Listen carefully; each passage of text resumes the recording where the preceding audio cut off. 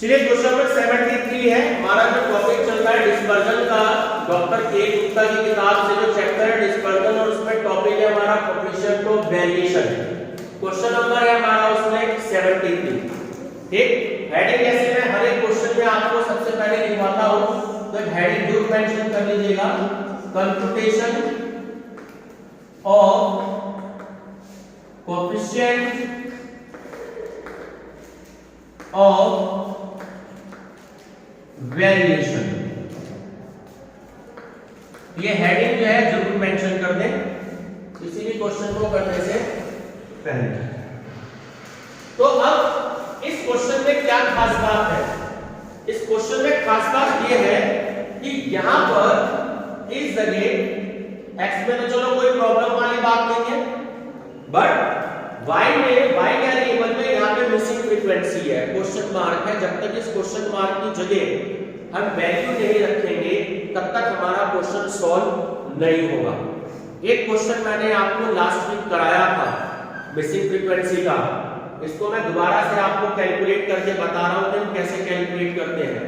अगर क्वेश्चन की सबसे लास्ट की लाइन लिख लीजिएगा, जिनके पास बुक नहीं है और जिनके पास बुक है वो एक लाइन लिख लीजिएगा, deviation should be taken, deviation should be taken from actual average, और एक्चुअल एवरेज को बॉक्स में क्लोज कर दीजिएगा। एवरेज, एक्चुअल एवरेजेस एस और लगा देना, AGERAGES, 26 and 22 respectively, 26 and 22 respectively। अब इसमें यहां पे थोड़ा सा डिफरेंस है। कल मैंने आपको जो क्वेश्चन कराया था वो इनडायरेक्ट मेथड से कराया था, ठीक है। आप चाहते तो आप उसको डायरेक्ट से भी कर सकते हैं, क्योंकि मैंने आपको डायरेक्ट मेथड से भी स्टैंडर्ड डेविएशन सिखा रखा है और मीन भी सिखा रखा है, आपकी मर्जी है। लेकिन ये वाला पर्टिकुलर क्वेश्चन डायरेक्ट मेथड से ही होगा। अब आप ये कहेंगे कि सर इस क्वेश्चन में उन्होंने ये तो कहा ही नहीं है कि आप डायरेक्ट मेथड से करिए। ये बात आपको ध्यान रखनी है, मैं यहां नोट नहीं कर रहा हूं, आप लिख भी लीजिएगा कि जब भी कभी आपको एक्चुअल मीन या एवरेज वर्ड गिवन हो तो आपका वो क्वेश्चन डायरेक्ट मेथड से ही होगा। इस बात का आपको ध्यान रखना है, ठीक है। ये बहुत छोटी सी बात है, बच्चे ध्यान नहीं देते इस चीज को। और अगर आपको क्वेश्चन में एज्यूम्ड मीन गिवन हो या एज्यूम्ड एवरेज या एवरेजेस आपको गिवन हो तो वो क्वेश्चन आपका शॉर्टकट मेथड, मोबाइल ऑफ कर लो भाई, शॉर्टकट मेथड से ही आपका वो क्वेश्चन होगा। मोबाइल ऑफ कर लो बेटा, अगर मिल गया तो अपने पास रखूंगा, ध्यान रखना। बात क्लियर हो गई? ये दोनों वर्ड आपको ध्यान रखने हैं, कोरिलेशन के चैप्टर में मैंने आपको बताए थे। एक्चुअल मीन जब गिवन हो या एवरेज गिवन हो तो वो क्वेश्चन डायरेक्ट मेथड से करना है आपको, और जब एज्यूम मीन या एज्यूम एवरेज गिवन हो तो इनडायरेक्ट मेथड, शॉर्टकट मेथड, ठीक है।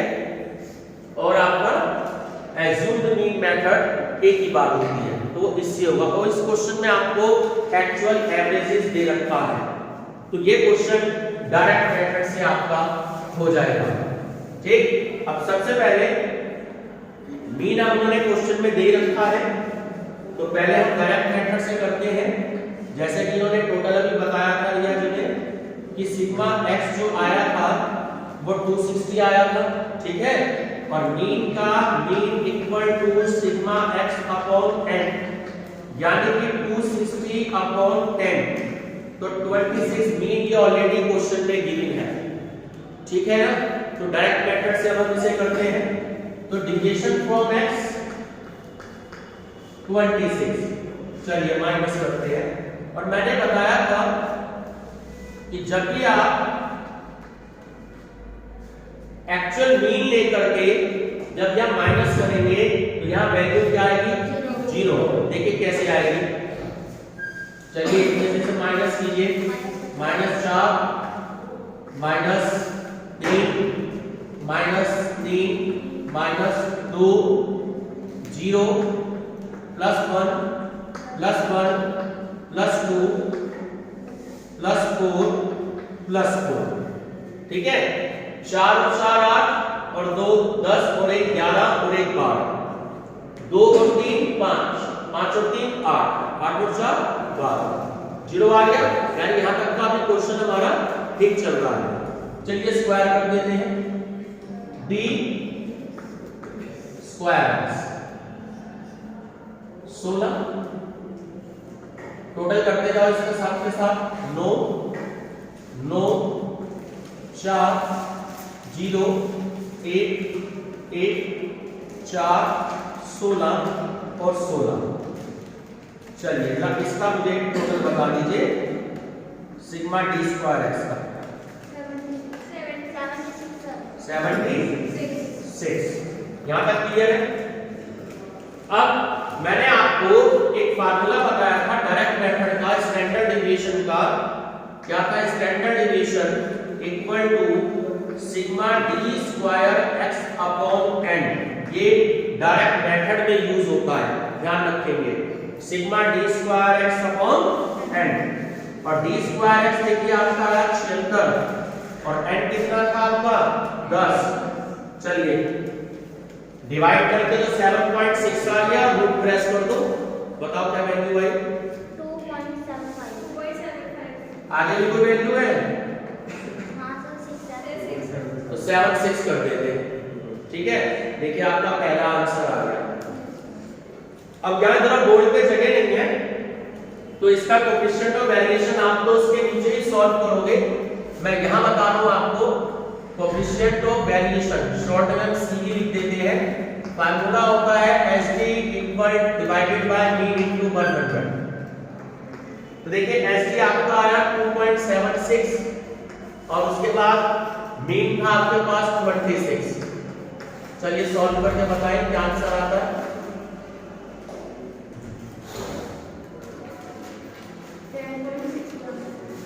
10.61 परसेंटेज में चेक कर लीजिए आंसर।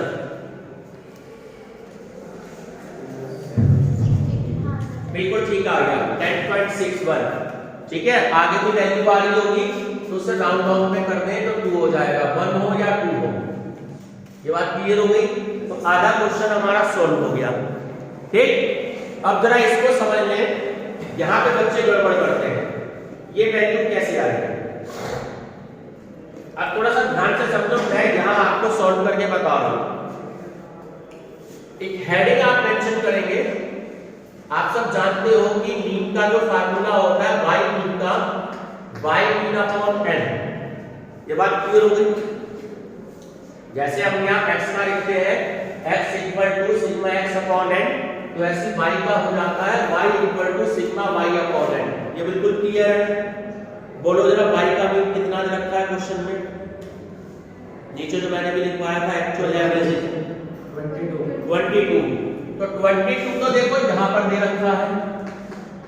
सिग्मा y हमें पता नहीं, एंड कितने दे रखे हैं 10। नंबर ऑफ वैल्यू 1 2 3 4, इसको भी गिनेंगे 5 6 7 8 9 10 वैल्यू है। ये आपकी वैल्यू आ गई। अब सिग्मा y क्या आ गया? क्रॉस मल्टीप्लिकेशन कर लीजिए। Sigma y equal to 200। यहां तक किसी को कोई दिक्कत हो? है कोई दिक्कत किसी को? चलिए अब क्या करना है, इन सारी वैल्यूज का टोटल कर लीजिए। 199 पक्की बात है? युवका जी करके देखो, प्रिया जी टोटल झूठ चेक कर लें वेरिफिकेशन के लिए। आंसर भी बता रही है 199, माइनस कर दें तो वैल्यू आ गई 21। ठीक है, तो हमने इसमें से इस वैल्यू को माइनस कर दिया। अब जो क्वेश्चन मार्क था, क्वेश्चन मार्क की जगह क्या लिखा हमने? क्लियर हो गया? अब मीन की वैल्यू तो देखो, यानी कि y मीन की वैल्यू तो ऑलरेडी क्वेश्चन में आपको गिवन ही है 22। यहां तक तो क्लियर है। अब हम आगे सॉल्व करते हैं dy, और dy था हमारा 22, और इसका टोटल क्या आना चाहिए आप सबको पता है, सिग्मा y इक्वल टू 0। चलिए -4 -2 -1 -2 -1 -2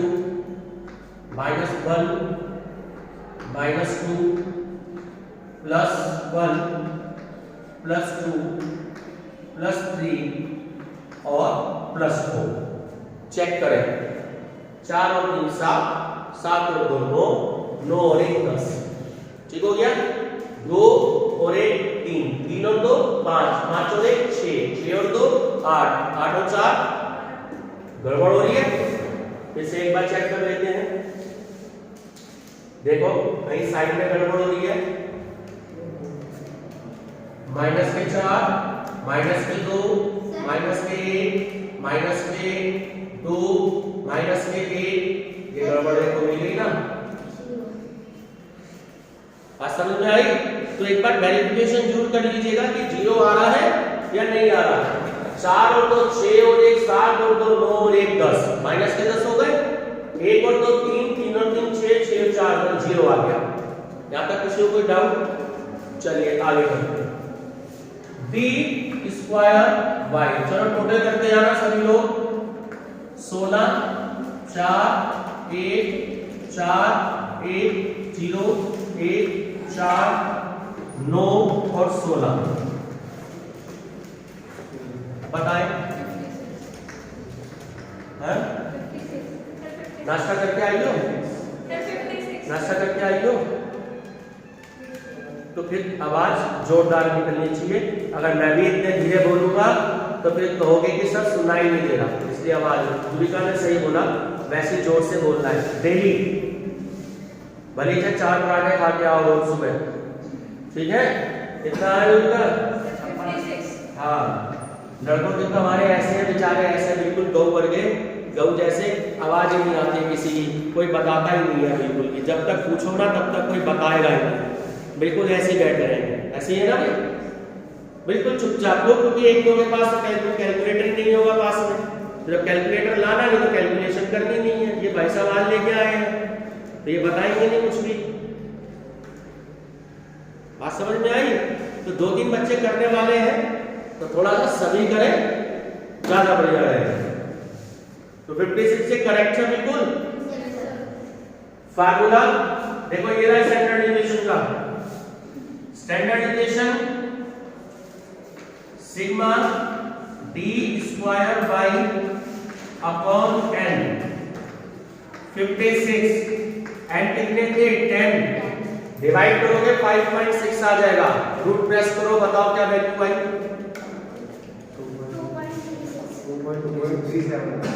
2.37। चलिए ठीक है। अब आप इसी के नीचे सॉल्व करेंगे कोएफिशिएंट ऑफ वेरिएशन। तो coefficient of variation st upon mean into 100। तो 2.37 डिवाइडेड बाय मीन की हमारी वैल्यू इसमें ऑलरेडी दे रखी थी 22। करिए सॉल्व, क्या आती है वैल्यू?